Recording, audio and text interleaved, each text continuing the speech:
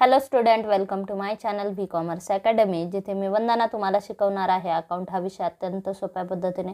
मुलांनो, सध्या आपण फायनान्शियल अकाउंटिंगचे MCQ क्वेश्चन्स डिस्कस करत आहोत. तर आजच्या व्हिडिओमध्ये आपण पार्टनरशिपशी रिलेटेड असेच काही महत्त्वाचे MCQ क्वेश्चन डिस्कस करत आहोत. व्हिडिओ अत्यंत महत्त्वाचा आहे कारण याच्यामध्ये आपल्याला पार्टनरशिप फायनल अकाउंटमध्ये न्यूमरिकल क्वेश्चन्स कसे विचारले जातात हे देखील डिस्कस करायचे. त्यामुळे व्हिडिओज कुठेही स्किप न करता बघा. चॅनल अजून सबस्क्राईब केलं नसेल तर चॅनलला सबस्क्राईब करा आणि व्हिडिओ जर तुम्हाला आवडला तर पटकन एक लाईक नक्की करा. तर चला सुरू करूया आजचा व्हिडिओ. फर्स्ट क्वेश्चन आहे, when a new partner brings his share of goodwill in cash the amount is debited to. आता या ठिकाणी जर समजा एखाद्या पार्टनरने त्याचा शेअर आणला गुडविलचा इन कॅशमध्ये गुडविलचा शेअर आणला, मग ही जी अमाऊंट आहे ही अमाऊंट कोणत्या अकाउंटला डेबिट होणार तर हे विचारले. जर समजा न्यू पार्टनरने गुडविल आणलेली आहे, ठीक आहे, न्यू पार्टनरने गुडविल आणली तर आपण एंट्री काय पास करणार, गुडविल आणली म्हणजे कॅश आली, डेबिट व्हॉट कम्स इन, काय आली, कॅश आली, ठीक आहे. मग कॅश अकाउंट काय होणार, डेबिट होणार. कॅश अकाउंट डेबिट टू कशाची अमाऊंट आणली, त्याने गुडविल आणली, ठीक आहे, टू गुडविल अकाउंट. मग एंट्री काय करणार आपण, जेव्हा न्यू पार्टनरनी त्याचा शेअर गुडविलचा शेअर कॅशमध्ये आणला म्हणजे त्याने बिझनेसमध्ये कॅश आणली, मग त्या एंट्री आपण काय करणार, कॅश अकाउंट डेबिट टू कशाची कॅश आणली, गुडविलची, टू गुडविल अकाउंट, ठीक आहे. एंट्री होते cash account debit to goodwill account. इथे काय विचारले, the amount is debited to, मग अमाऊंट कोणत्या अकाउंटला डेबिट होणार, मग कॅश आणली म्हणजे कॅश अकाउंट डेबिट होणार. Then D is a correct answer. त्यानंतर नेक्स्ट क्वेश्चन आहे, when a new partner does not bring his share of goodwill in cash the amount is debited to. मग आता जर समजा एखादा पार्टनर आहे त्याने त्याचा शेअर गुडविलचा कॅशमध्ये आणला नाही तर कोणत्या अकाउंटला अमाऊंट डेबिट केली जाते. ओके, आता जर समजा ए आणि बी ने एक बिझनेस स्थापन केलेला आहे, ठीक आहे. आता तो बिझनेस रनिंग बिझनेस आहे, वेल इस्टॅब्लिश आहे, ठीक आहे. मग हा बिझनेस एस्टॅब्लिश करण्यासाठी ए आणि बी ने खूप मेहनत घेतली, खूप कष्ट केले, ठीक आहे. आणि 2 वर्षांनी ज्यावेळेस या बिझनेसला चांगला प्रॉफिट होतो, ठीक आहे, हा वेल सेटल बिझनेस आहे, आणि मग आला सी म्हटला तुम्ही जेवढं कॅपिटल दिलं मी तेवढंच देतो आणि तुमच्या एवढा शेअर मला द्या, चालेल का, नाही. ए बी काय म्हणतील, आम्ही ह्याच्यामध्ये 2 वर्ष मेहनत केली, तू काय जास्तीचं देतो, ठीक आहे, कॅपिटल तर आम्ही पण आणलेलं आहे, ठीक आहे, मी 10,000 आणले, बी ने 10,000 आणले, ठीक आहे. आम्ही 2 वर्ष मेहनत केली आणि आज या पोझिशनला हा बिझनेस आहे, ठीक आहे. आणि तू आता आला जेव्हा प्रॉफिट होतोय, जेव्हा लॉस होत होता तेव्हा आम्ही 2 वर्ष आम्ही काढले, ठीक आहे. आता तू डायरेक्ट 2 वर्षांनी आला म्हणजे तुला वेल सेटल बिझनेसमध्ये जर सहभागी व्हायचंय तर आमच्या बिझनेसच्या रेप्युटेशनसाठी तू काहीतरी पैसे दे, ठीक आहे. आम्ही 10,000 कॅपिटल आणलेलं आहे, तू पण 10,000 आण कॅपिटल, ठीक आहे, आणि 20,000 तू गुडविलचे आण, ठीक आहे. मग 20,000 तू गुडविलचे आण, जेणेकरून हे आमच्या बरोबरीने तुला आता इथून पुढे आम्ही प्रॉफिट देऊ, ठीक आहे. मग हे याच्यासाठी मग बिझनेस वेल सेटल कोणी केला, ए बी ने, ओल्ड पार्टनरने, ठीक आहे. आता त्यात सहभागी होते न्यू भागीदार, न्यू पार्टनर सहभागी होते. मग त्या वेल सेटल बिझनेसमध्ये सहभागी होण्यासाठी यांच्या डेडिकेशनसाठी त्याला काहीतरी द्यावं लागतं, ठीक आहे. आणि त्या शेअरला काय म्हणतात, गुडविल म्हणतात, ठीक आहे. मग ते काय करते, ते काय म्हणतील, तू गुडविल म्हणून 20,000 रुपये आण, कॅपिटलचे 10,000 आण आणि 20,000 गुडविलचे आण, असे टोटली तू 30,000 आणलेस तर आम्ही तुला एंट्री देऊ. मग हे जे 20,000 आहे, मग आता सी काय बोलला, सी ने ॲग्री केलं, ठीक आहे, मी 20,000 पण देतो, पण मग आत्ता मी ते गुडविलचा शेअर देऊ शकत नाही कॅशमध्ये, आता माझ्याकडे फक्त 10,000 आहे, मला बिझनेसमध्ये यायची इच्छा आहे. मग काय केलं जाईल, हे जे 10,000 आहे त्याचं कॅपिटल अकाउंट दाखवलं जाईल, हे 20,000 त्याचं करंट अकाउंट दाखवलं जाईल. करंट अकाउंट म्हणजे त्याची उधारी, डेबिट बॅलन्स दाखवलं, डेबिट बॅलन्स म्हणजे त्यांनी ते पैसे आणायचे, ठीक आहे. मग हे 20,000 त्याचं करंट अकाउंट दाखवलं जातं, ठीक आहे. करंट अकाउंट ऑफ न्यू पार्टनरच्या नावाने करंट अकाउंट दाखवलं जाईल 20,000चं, आणि नंतर तो इन फ्युचर ते 20,000 तो घेऊन येईल, ठीक आहे. मग इथं काय विचारलाय प्रश्न, when a new partner does not bring his share of goodwill, त्याचा शेअर गुडविलचा शेअर तर ठरलाय 20,000, पण त्याने आत्ता कॅपिटल कॅशमध्ये तो आणला नाही, इन फ्युचर त्याने तो आणेल, ठीक आहे. इन फ्युचर तो आणेल किंवा त्याच्या प्रॉफिटमधून तो हळूहळू मायनस होईल, ठीक आहे, पण तो किती आहे 20,000 रुपये करंट अकाउंट दाखवलं जाईल, डेबिट बॅलन्स दाखवला जाईल. ठीक आहे, डेबिट बॅलन्स म्हणजे तो शेअर त्यांनी आणायचा आहे बिझनेसमध्ये. ठीक आहे, मग करंट अकाउंट ऑफ न्यू पार्टनरचं करंट अकाउंट दाखवलं जाईल, 20,000चं डेबिट बॅलन्स दाखवलं जाईल, नंतर तो हळूहळू ते आणेल. करंट अकाउंटचं क्रेडिट बॅलन्स म्हणजे त्याचं कॅपिटल झालं ते. ठीक आहे, आणि करंट अकाउंटचं डेबिट बॅलन्स म्हणजे त्याची ती उधारी झाली, ती आणायची आहे बिझनेसमध्ये त्याने. ठीक आहे, देन करंट अकाउंटचं कोणतं बॅलन्स दाखवलं जाईल, डेबिट बॅलन्स दाखवलं जाईल, current account of new partner. त्यानंतर नेक्स्ट क्वेश्चन आहे इफ, इथे इफ पाहिजे. Okay, if at the time of admission some profit और loss account balances appear in the books of it will be transferred to. आत्ता या ठिकाणी मी तुम्हाला example दिला. ठीक आहे, एक्झाम्पल काय दिला, ए आणि बीने 2 वर्ष बिझनेस रन केला आणि 2 वर्ष बिझनेस रन केला आणि या 2 वर्षात त्यांचा प्रॉफिट झाला 20,000 रुपये, 50,000 रुपये, त्यांचं प्रॉफिट अँड लॉस अकाउंटचं बॅलन्स आहे. ठीक आहे, आता नवीन कोण आला, सी आला आणि सी म्हणतोय त्या 50,000 मला वाटा द्या किंवा ते जे 20,000 रिझर्वचे आहेत त्याच्यात मला वाटा द्या. तर ए बी देणार का तो वाटा? नाही, कारण या 2 वर्षामध्ये जे काही प्रॉफिट लॉसचे ट्रान्झॅक्शन होते त्यांची जबाबदारी सगळी ए ची बीची होती. ठीक आहे, सी आत्ता आलाय म्हणजे इथून पुढचा प्रॉफिट सीला दिला जाईल, पण मागचा प्रॉफिट सीला दिला जाणार नाही. आता इथे काय विचारलं, if the at the time of admission, जेव्हा एखादा न्यू पार्टनर येतो, some profit and loss account balance appear in the books, balance शीटमध्ये जे काही प्रॉफिट अँड लॉस अकाउंटचे जे बॅलन्सेस आहेत, प्रॉफिट असो लॉस असो, जे बॅलन्सेस आहेत ते कुठे ट्रान्सफर होणार, ते ट्रान्सफर होणार कोणाच्या अधिकाराचे, नवीन पार्टनर ज्या डेटला आला इथून पुढे तो सहभागी असणार आहे, पण मागच्या परफॉर्मन्समध्ये तो सहभागी नसतो, त्यामुळे मागच्या प्रॉफिट किंवा लॉसमध्ये दोन्हीमध्ये त्याचा सहभाग नसतो. ठीक आहे, त्यामुळे जे आधीचे जे प्रॉफिट अँड लॉस बॅलन्स शीटमध्ये अपियर असतात तर ते ओल्ड पार्टनरला डिस्ट्रीब्यूट केले जातात. ठीक आहे, मग ते काय केलं जातात, ओल्ड पार्टनरला डिस्ट्रीब्यूट केले जातात म्हणजे ओल्ड पार्टनरच्या कॅपिटल अकाउंटला ते ट्रान्सफर केले जातात. ठीक आहे, then C is a correct answer. ज्यावेळेस न्यू पार्टनरशिप फर्ममध्ये एंट्री करतो त्यावेळेस ओल्ड पार्टनर काय करतात, जुने जे प्रॉफिट आहेत तर ते सगळे डिवाइड करून घेतात, त्यांच्या कॅपिटल अकाउंटला ट्रान्सफर केले जातात. Okay, then C is a correct answer. त्यानंतर नेक्स्ट क्वेश्चन आहे, if at the time of admission there is some unrecorded liability it will be. आता जसं प्रॉफिट असेल तर काय केले जातात, ओल्ड पार्टनरच्या अकाउंटला ट्रान्सफर केले जातात. ठीक आहे, तर मग त्याच केसमध्ये जर एखादी लायबिलिटी अनरेकॉर्डेड लायबिलिटी म्हणजे आपण एखादे XYZ पर्सनचे आपल्याला 10,000 रुपये देणे, ते आपण रेकॉर्ड केलेलेच नाही, मग त्याच्यासाठी काय अकाउंटिंग ट्रीटमेंट आहे हे विचारलंय. ठीक आहे, admission of partnership firm, death of partnership firm, retirement of partnership firm, तर या सगळ्यांना म्हणतात reconstitution of partnership. Reconstitution of partnership firm म्हणजे पार्टनरशिप फर्मची पुन्हा नव्याने स्थापना तिथे होत असते.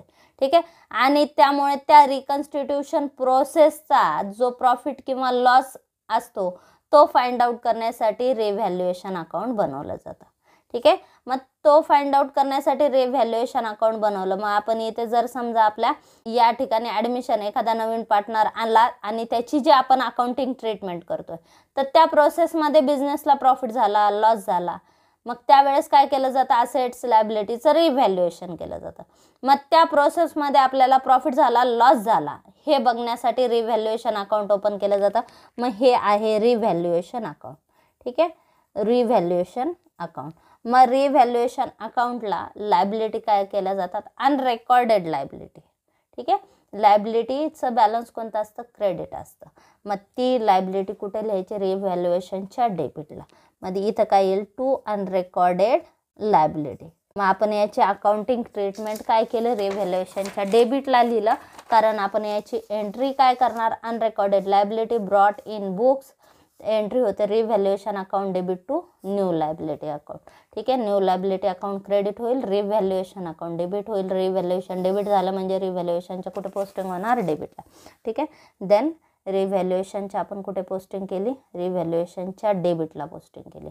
मग आता इथे ऑप्शन बघा काय काय दिले, क्रेडिटेड टू रिव्हॅल्युएशन, हे चुकीचं आहे. बी दिलं डेबिटेड टू रिव्हॅल्युएशन, हे बरोबर आहे. आपण रिव्हॅल्युएशन अकाउंटच्या डेबिटला पोस्टिंग करणार. ॲसेट ज्यावेळेस अनरेकॉर्डेड असेल रिव्हॅल्युएशनच्या क्रेडिटला लिहिणार. ठीक आहे. लायबिलिटी म्हणजे आपलं नुकसान झालं, आपली देयता वाढल्या म्हणजे नुकसान आहे. डेबिट एक्सपेन्सेस अँड लॉसेस म्हणजे रिव्हॅल्युएशनच्या कुठे येणार, डेबिटला येणार. ठीक आहे. मग debited to revaluation account. Then B is a correct answer.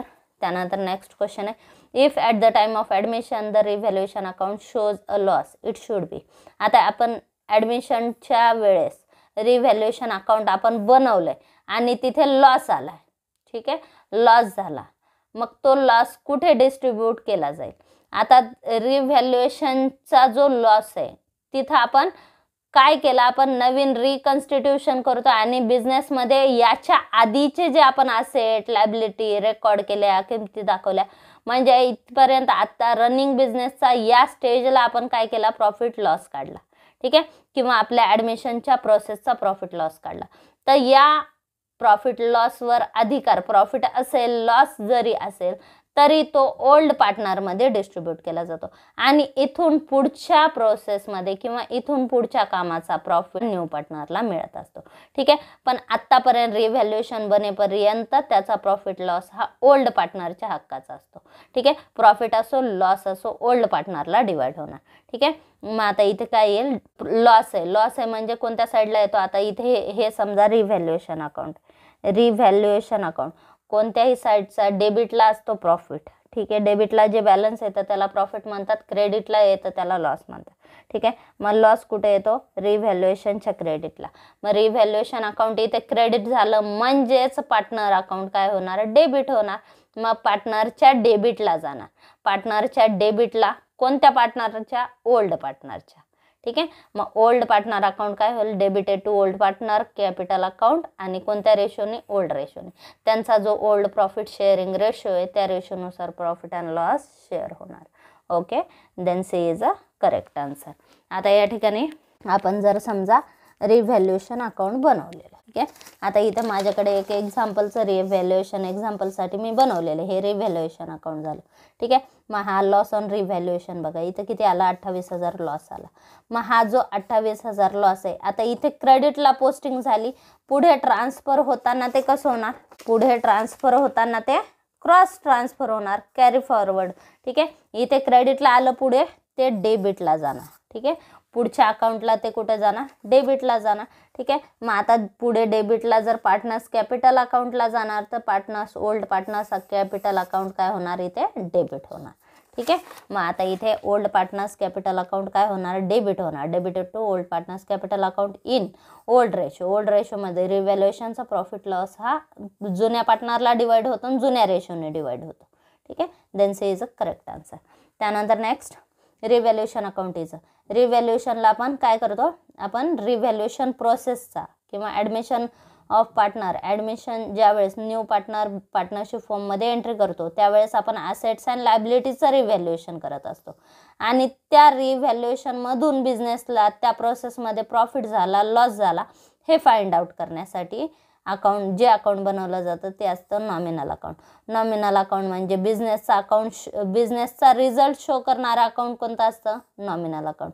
आणि रिव्हॅल्युएशन अकाउंट हे रिव्हॅल्युएशन प्रोसेसचा प्रॉफिट लॉस शो करतं, त्यामुळे ते एक नॉमिनल अकाउंट आहे. Then D is a correct answer. त्यानंतर नेक्स्ट क्वेश्चन आहे, when the balance sheet is prepared after the new partnership agreement the assets and liabilities are recorded at. इथं काय सांगितलं, when the balance sheet prepare after the new partnership agreement. आता नवीन partner आले, ए आणि बी दोन partner होते. ठीक आहे. आधी ए आणि बी दोघं पार्टनर होते.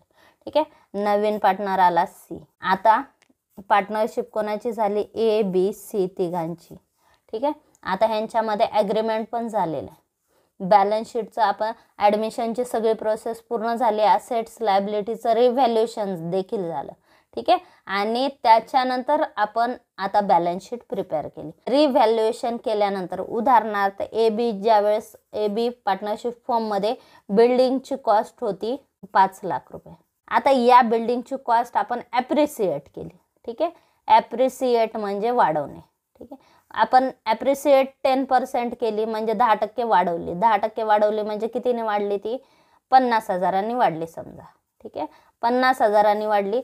ए बी लिमिटेडमध्ये जी AB फर्ममध्ये, AB पार्टनरशिप फर्ममध्ये जी बिल्डिंग 5 लाखाला दाखवली जात होती, त्याच्यानंतर ABC पार्टनरशिप फर्ममध्ये आता आपण तिचं रिव्हॅल्युएशन केलं. आता ती कितीला दाखवणार आपण? असेट साईडला, बॅलन्स शीटच्या असेट साईडला आपण बिल्डिंग ती किती दाखवणार? ती दाखवणार आपण 5,50,000ला, कारण आपण तिचं रिव्हॅल्युएशन केलेलं आहे. ठीक आहे. आणि असेट्स अँड लायबिलिटी आपण त्याच्या रिव्हॅल्यूड किमतीला दाखवणार, जी आपण नवीन किंमत दाखवली आहे, रिव्हॅल्युएशन केलेलं आहे. आपली पार्टनरशिपची प्रोसेस पूर्ण झाल्यानंतर आपण न्यू बॅलन्स शीट प्रिपेअर करत असतो आणि त्या न्यू बॅलन्स शीट प्रिपेअर केल्यानंतर आपण त्या रिव्हॅल्यूड व्हॅल्यूला आपण असेट्स अँड लायबिलिटी शो करत असतो. ठीक आहे. किंमत असेटची किंमत वाढली तर वाढवून दाखवली जाते, कमी झाली तर कमी दाखवली जाते. लायबिलिटीची सुद्धा किंमत वाढली असेल तर वाढवून दाखवली जाते, कमी झाली असेल तर कमी दाखवली जाते. मग याला म्हणतात रिव्हॅल्यूड फिगर. ओके. मग या ठिकाणी ऑप्शन दिले current figure, historical cost, realisable value, revalued figure.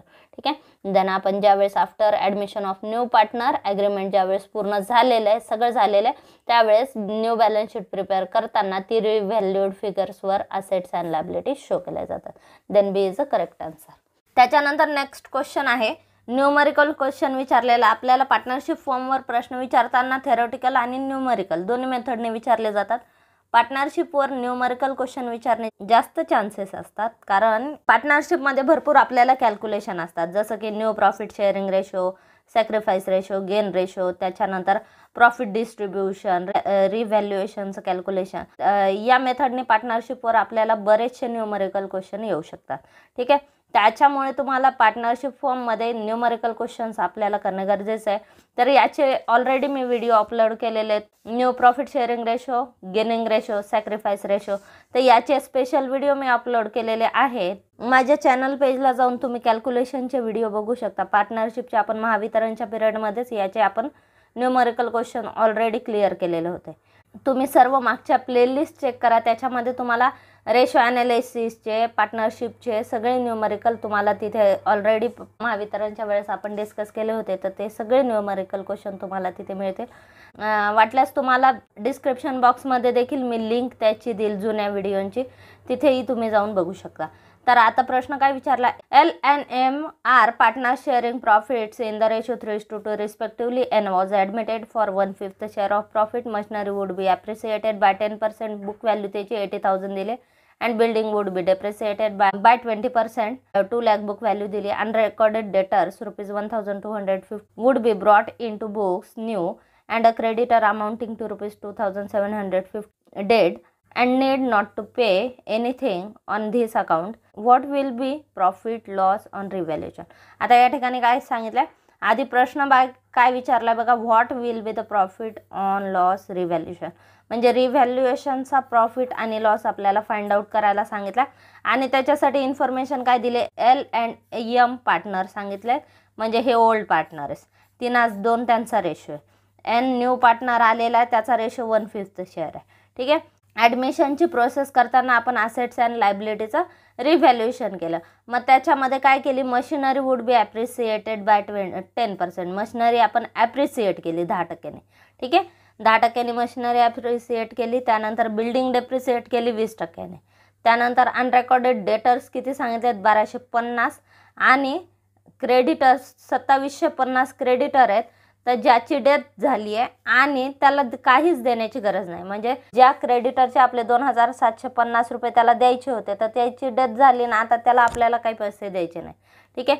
किंवा ते जे क्रेडिटर्स आहेत त्याची परतफेड करण्याची आपल्याला गरज नाही, हे सांगितलं. आता इथे काय सांगितलं? What will be the profit or loss on revaluation. मग आता रिव्हॅल्युएशनचा प्रॉफिट येणार का लॉस येणार हे विचारलं. मग आता इथे आपल्याला रिव्हॅल्युएशन अकाउंट बनवायचं. मग आता तुम्ही काय 12th कॉमर्समध्ये जसे अकाउंट ड्रॉ करून आपण रिव्हॅल्युएशन अकाउंट बनवतो, तर त्या पद्धतीने आपण अकाउंट बनवणार का? नाही. तर इथे तसे अकाउंट बनवण्याची गरज नाही. आपण काय करू शकतो? आपण प्रॉब्लेम वाचून त्याची पोस्टिंग डेबिटला होणार, क्रेडिटला होणार हे डिसाईड करायचं आणि पटापट पोस्टिंग करायची. ओके. मग आता इथे काय सगळे तुम्हाला अकाउंट बनवण्याची गरज नाही, इथं आपण फक्त रिव्हॅल्युएशन अकाउंट बघणार आहोत. आता आपल्याला काय सांगितलं? Revaluation account. आता इन्फॉर्मेशन काय दिले? L आणि M दोन पार्टनर आहेत, रेशो त्यांचा 3:2 दिला. ठीक आहे. N आला, Nचा शेअर किती सांगितला त्यांनी? Nचा 1/5 शेअर सांगितला. ठीक आहे. आता इथे काय सांगितलं, मशिनरी वुड बी ॲप्रिसिएटेड. ॲप्रिसिएट किती टक्क्याने केली, 10% मशिनरी ॲप्रिसिएट केली. ॲप्रिसिएट म्हणजे वाढवणे. ठीक आहे, मशिनरी आपण काय केली, ॲप्रिसिएटेड केली, म्हणजे आपण मशिनरीचं किंमत वाढवली, इन्क्रीज केली मशिनरीच्या व्हॅल्यूमध्ये. ठीक आहे, मग 10% वाढवा.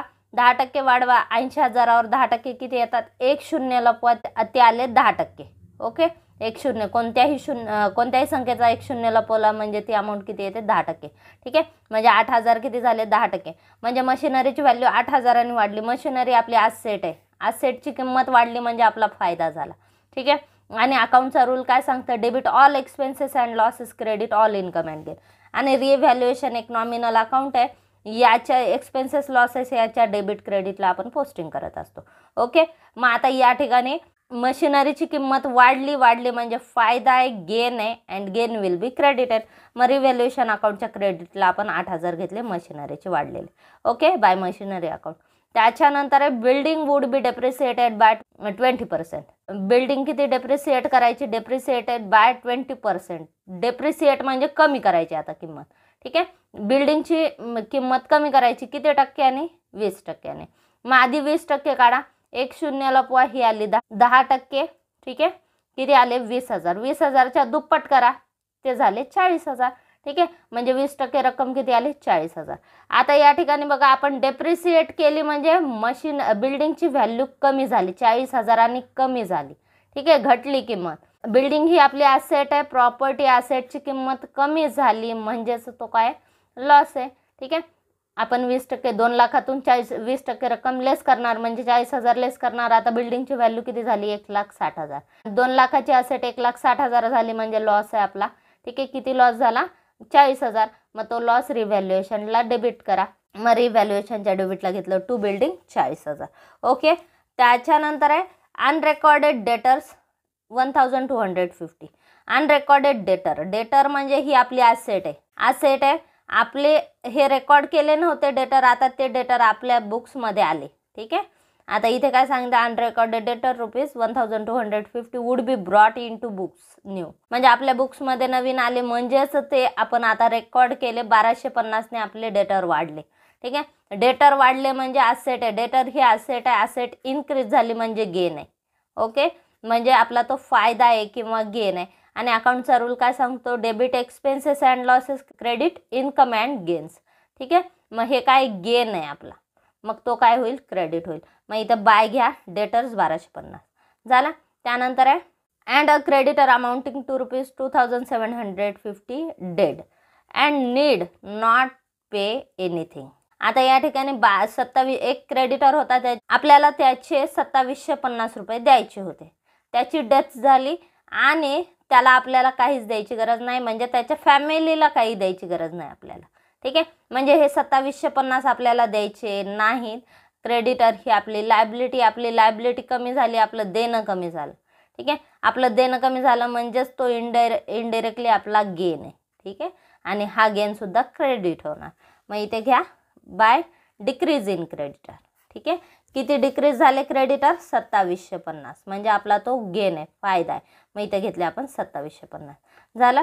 त्याच्यानंतर काय सांगितलं, झाली. आता एवढीच इन्फॉर्मेशन दिली आपल्याला रिव्हॅल्युएशनची. आणि आपल्याला काय सांगितलं, प्रॉफिट अँड लॉस काढा सांगितलं, कशाचा, रिव्हॅल्युएशनचा. मग आता प्रॉफिट अँड लॉस काढा. मग आता टोटल करा ज्या व्हॅल्यू आपण आत्ता लिहिलेल्या आहेत, पेन्सिलने टिक केलेल्या याची टोटल करा. आता डेबिटची टोटल 40,000 आहे बघा, मग इकडे 40,000 घ्या. मग डेबिटची टोटल 40,000 आहे, मग इकडे पण 40,000 घ्या. ठीक आहे, आणि ह्या 40,000तून हे जे 8,000, 1250, 2750 हे सगळे मायनस करा. ठीक आहे, क्रेडिटच्या अमाऊंट मायनस करा, जी बॅलन्सिंग फिगर येईल त्याला नाव द्या लॉस ऑन रिव्हॅल्युएशन. ठीक आहे, तो किती आला, 28,000. डेबिटला आला तर प्रॉफिट असतो, क्रेडिटला आला तर लॉस असतो. आता या ठिकाणी क्रेडिटला 28,000 कमी पडतात म्हणजे क्रेडिट बॅलन्सची साईड कमी आहे, आपली एक्सपेन्सेस लॉसेसची साईड जास्त आहे आणि इन्कम गेन्सची कमी आहे. ठीक आहे, म्हणजेच लॉस किती झाला, 28,000 आपला लॉस झाला. आता या ठिकाणी काय विचारलं आहे, profit or loss on revaluation. तर लॉस किती आला, 28,000. ठीक आहे, मग तो कसा काढला, आपण डायरेक्टली बघितलं कुठे प्रॉफिट झाला कुठं लॉस झाला, रिव्हॅल्युएशन अकाउंट ड्रॉ करायचा. लॉस एक्सपेन्सेस लॉसेस असेल, लॉस असेल तर डेबिटला पोस्टिंग करा, गेन असेल तर क्रेडिटला पोस्टिंग करा. मग या ठिकाणी काय केलंय नेमकं बघा आणि त्याच्यानुसार आपला प्रॉफिट आहे का लॉस आहे ते डिसाईड करा आणि त्यानुसार डेबिटला आणि क्रेडिटला पोस्टिंग करा. आणि त्याच्यानंतर जी बॅलन्सिंग फिगर येते त्याला काय क्रेडिटला असेल तर लॉस असतो आणि डेबिटला आली असेल अमाऊंट बॅलन्सिंग फिगर डेबिटला आली तर तो असतो प्रॉफिट. म्हणजे अकाउंटिंगची कोणतीही जर्नल एंट्री पास न करता किंवा लेजरचे सगळे अकाउंट न बनवता तुम्ही फक्त रिव्हॅल्युएशन अकाउंट बनवू शकता आणि त्याचा प्रॉफिट लॉस आपण फाइंड आउट करू शकतो. ही झाली त्याची शॉर्टकट मेथड. ठीक आहे. मग या मेथडने सुद्धा तुम्ही प्रॉफिट लॉस कॅल्क्युलेट करू शकता without any accounting procedure. Okay.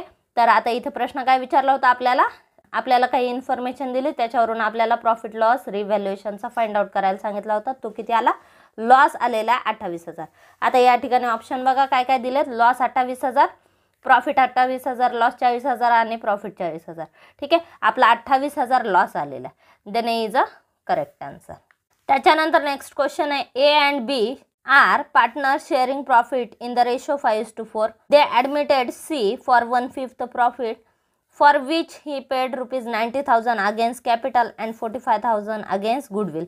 Find the capital balance for each of partner taking C's capital as base capital.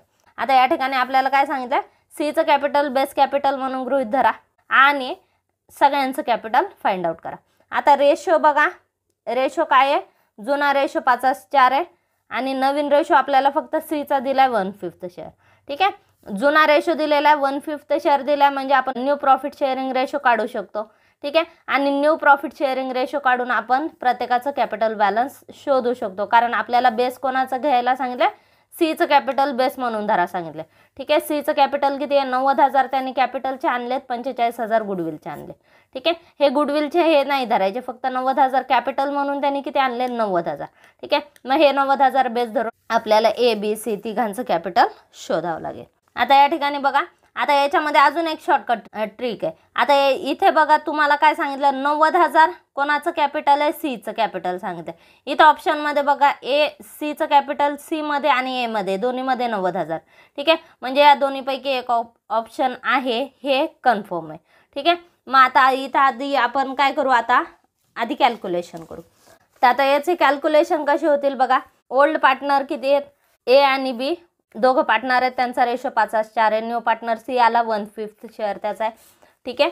त्याने कॅपिटल किती आणलं? कॅपिटल आणलं त्याने 90,000. ठीक आहे. आणि गुडविल किती आणली? 45,000. मग आता इथे आपल्याला काय सांगितलं? Find capital. ठीक आहे. आपल्याला कॅपिटल काढायचं किंवा प्रपोर्शनेट कॅपिटल म्हणजे त्यांच्या रेशोनुसार capital as per new profit sharing ratio. मग न्यू प्रॉफिट शेअरिंग रेशो आपल्याला काढावा लागेल आधी. ठीक आहे. मग आपण न्यू प्रॉफिट शेअरिंग रेशो काढू. मग आता न्यू शेअर आपल्याला काढायचा. न्यू शेअरचं सूत्र काय? बॅलन्स रेशो गुणिले ओल्ड रेशो. मग बॅलन्स रेशो कसा काढतात? बॅलन्स रेशो काढतात 1 - 1/5. ठीक आहे. 1 - 1/5 गुणिले ओल्ड रेशो. ओल्ड रेशो म्हणजे एचा ओल्ड रेशो किती आहे? 5/9. ठीक आहे. 5/9. आणि बीचा किती आहे? 4/9. दोन्हीची टोटल खाली बेसमध्ये येते. ओके. मग या ठिकाणी एचा रेशो आपण कसा घेतला? बॅलन्स रेशो किती आला? 5 मधून 1 गेला, 4 राहिले. ठीक आहे. 5ला 5 खाली ॲज इट इज घेतले. 4/5 गुणिले ओल्ड रेशो. एचा ओल्ड रेशो किती? 5/9. मग सरळ गुणाकार करा. 4 पंचे 20, 5 9 45. हा झाला एचा रेशो. त्यानंतर आता बीचा काढू. बीचा रेशो किती आहे? बॅलन्स रेशो 4/5 गुणिले बीचा रेशो 4/9 बरोबर 4 चौक 16, 5 9 45. ठीक आहे. Cचा रेशो तुम्हाला ऑलरेडी दिलेला आहे 1/5 पण आपल्याला बेसमध्ये 45 पाहिजे. ठीक आहे. ॲज अ डिनॉमिनेटर सेम संख्या आपल्याला लागते. प्रत्येक फ्रॅक्शनमध्ये आपलं डिनॉमिनेटर सेम पाहिजे. मग आता इथे डिनॉमिनेटर इथं आपल्याला 45 पाहिजे तर काय करावं लागेल? आपल्याला गुणिले 9 करावं लागेल. 9 5 45. मग काय करायचं? गुणिले 9 घ्यायचं. दोन्ही संख्यांना 9ने गुणाकार करा. 9 1 9, 9 5 45. ठीक आहे. मग Cचा शेअर किती आला? 9/45. मग न्यू प्रॉफिट शेअरिंग रेशो किती आला? 20/45, 16/45, 9/45. तिन्हीची टोटल बघा 20 + 16 + 9 किती येतात? 45 येतात. ठीक आहे. मग न्यू प्रॉफिट शेअरिंग रेशो किती आला? 20:16:9 हा झाला new profit sharing ratio. Okay, new profit sharing ratio किती आला? 20:16:9. मग आता कॅपिटल ऑफ सी फॉर 945. मग 45 पैकी 9 रुपये मिळवण्यासाठी, 45 रुपयापैकी 9 रुपये मिळवण्यासाठी सीने किती कॅपिटल आणलं? सीने 90,000 रुपये आणले. मग आता एला जर 20 रुपये घ्यायचे तर त्याचं कॅपिटल किती असलं पाहिजे? मग कॅल्क्युलेशन कसं करायचं? 9 ला 90,000, ठीक आहे, तर 20 ला किती? मग याचा तिरकस गुणाकार करायचा. 20 गुणिले 90,000 भागिले 9 किती आले इथे? 2 लाख रुपये, ठीक आहे. त्यानंतर बीचं कॅपिटल किती आहे? 9 रुपयासाठी सीने आणले 90,000. मग बीला किती? 16 रुपये पाहिजेत, तर 16 ला किती? 16 गुणिले 90,000 भागिले 9. मग गुणाकार करा, कॅल्क्युलेशन किती येतं? 1,60,000. किती आलं? बीचं कॅपिटल 1,60,000. मग आता इथे बघा न्यू रेशो किती आहे? 20:16:9. त्याप्रमाणे एचं कॅपिटल किती असणार आहे? 2 लाख रुपये, बीचं कॅपिटल 1,60,000 रुपये आणि सीचं कॅपिटल 90,000 रुपये. टोटल कॅपिटल किती असणार आहे? 4,50,000. ठीक आहे. आता इथे आपल्याला काय विचारलं होतं? Find capital balance for each partner taking as C is capital balance as base capital. आता आपल्याला टोटल कॅपिटल फाइंड आउट करायचं आहे. टोटल कॅपिटल किती आलं आहे? टोटल कॅपिटल आलं आहे 4,50,000. एचं 2 लाख, बीचं 1,60,000 आणि सीचं 90,000. मग बघा 2 लाख, 1,60,000 आणि 90,000. इथे बघा ऑप्शन बघा, ए आणि बी काय दिले? 2 लाख, 1,60,000, 90,000. सी ऑप्शन बरोबर आहे, ठीक आहे. सी ऑप्शनमध्ये एचं कॅपिटल 2 लाख दिलं, बीचं 1,60,000 दिलं आणि सीचं 90,000 दिले. रेशो काय त्यांचा? 20:16:9. 20:16:9 या रेशोप्रमाणे त्यांचं कॅपिटल किती? 2 लाख, 1,60,000 आणि 90,000 हे बरोबर आहे, ठीक आहे. Then C is a correct answer. तर हे झाले पार्टनरशिप फॉर्मचे काही इम्पॉर्टंट क्वेश्चन्स. तर क्वेश्चन खूप मोठे आहेत, लेंदी आहेत, त्यामुळे आपण इथेच थांबू. उद्याच्या व्हिडिओमध्ये देखील आपण उरलेले न्यूमरिकल क्वेश्चन आणि थेरोटिकल क्वेश्चन घेणार आहोत. त्यामुळे उद्याचा व्हिडिओ मिस करू नका. आजचा व्हिडिओ तुम्हाला कसा वाटला हे कमेंट बॉक्समध्ये नक्की कळवा. चॅनलला नवीन असाल तर चॅनलला सबस्क्राईब करा आणि व्हिडिओला लाईक आणि शेअर नक्की करा. थँक्यू.